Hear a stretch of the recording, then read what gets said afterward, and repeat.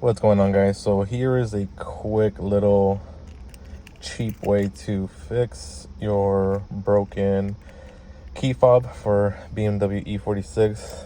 I'm not sure if this might work with any other keys, but the buttons on my old chip, not the chip but the little module, didn't stop working. The clicking of the buttons wouldn't click, and it wouldn't open my doors, trunk, or anything else.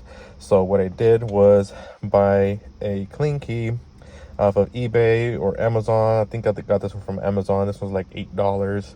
You would just pop it open and remove the new chip and put it into your old key that's already cut.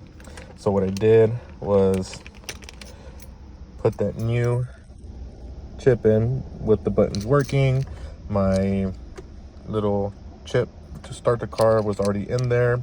You don't really have to do much, but all you have to do is just transfer it over, close it up, and program it. I'm gonna go ahead and show you how to do that. So you slide it in and move it to the first position.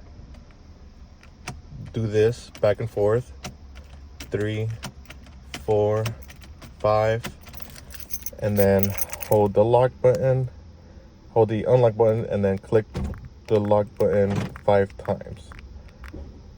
And then you would hear it click. And then, boom.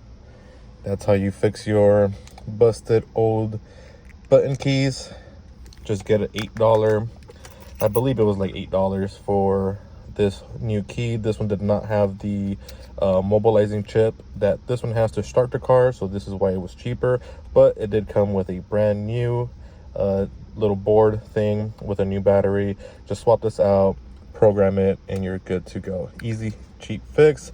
Took me a while to figure this out. I was gonna go ahead and cut this and just transfer the transponder chip to this, but I realized that this is independent from the transponder chip, so I can go ahead and just swap this out. Hopefully it helps anyone else out there who's having these button issues, and you will save yourself over $300 if you don't have another key and you don't have a spare backup for your buttons.